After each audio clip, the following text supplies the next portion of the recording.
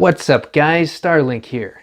Now with the recent announcement of the PlayStation Classic releasing on December 3rd no less, I wanted to take just a bit of your time to talk about why the original PlayStation 1 holds a special place in my heart. Let's take a look.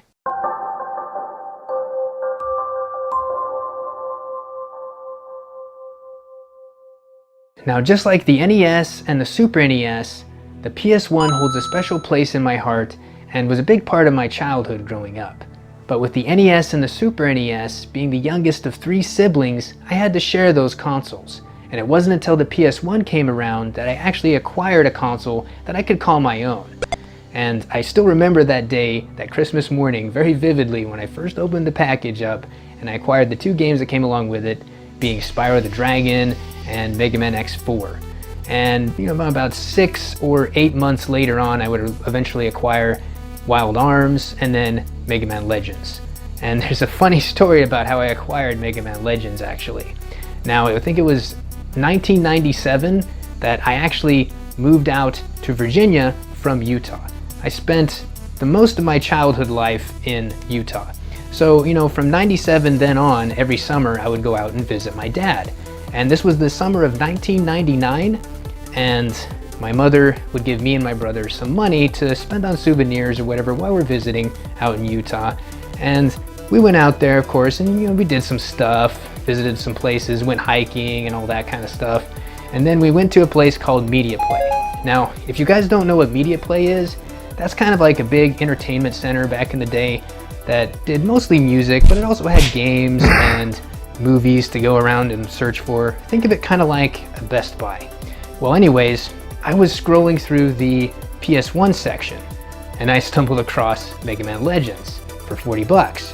And I was thinking to myself like, oh man, I have a little bit of money left over, some of the leftover money for souvenirs and stuff. I have just enough. I could probably buy this. I could probably get away with doing it and keeping it hidden from my mother, saying like, oh, I spent it all on souvenirs. I didn't have anything left over to give back.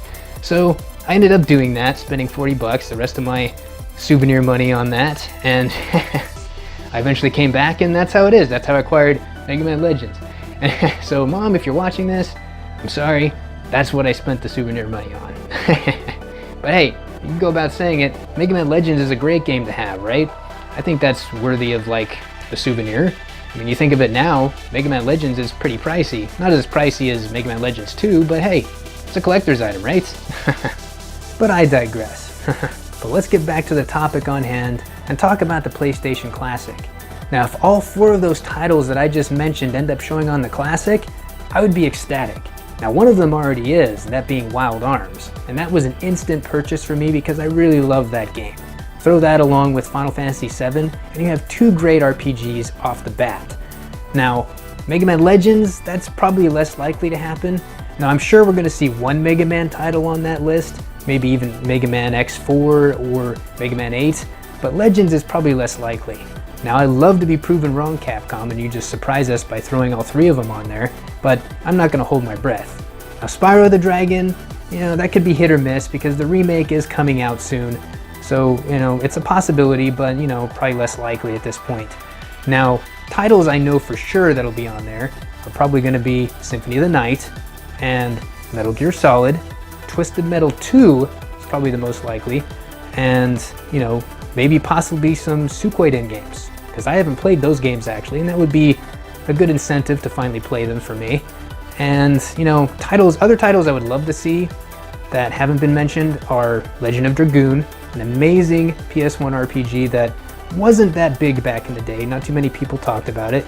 And, plenty of other RPGs that I could name, like Xenogears. I could go on and on about this because we all know that the PlayStation 1 was an RPG magnet. So personally, I would love to see them all, but it's all up in the air. They haven't announced all the titles yet, but hopefully we'll see something cool announced. Now, I know these little plug-and-play consoles are not for everybody, and there's other means to play these games, either through emulation or the original hardware. But for me personally, these are fun, really little cute collectibles that are just fun to display and show off, and it's a little piece of nostalgia. It's the developers messing with our nostalgia, honestly, but I love it. I don't mind it.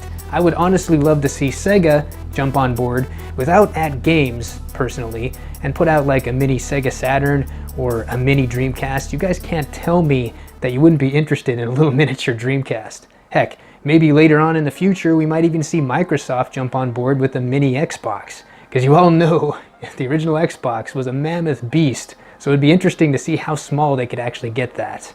But anyways, that's enough of me blabbing on why I'm looking forward to the PlayStation Classic. But what do you guys think? Are you looking forward to picking one up? Do you have any fond memories of the PS1 growing up that you'd like to share? Make sure you leave a comment down below. And drop a like if you enjoyed the video. But as always guys, I want to thank you all for watching, and I'll see you in the next one. Reach for the stars.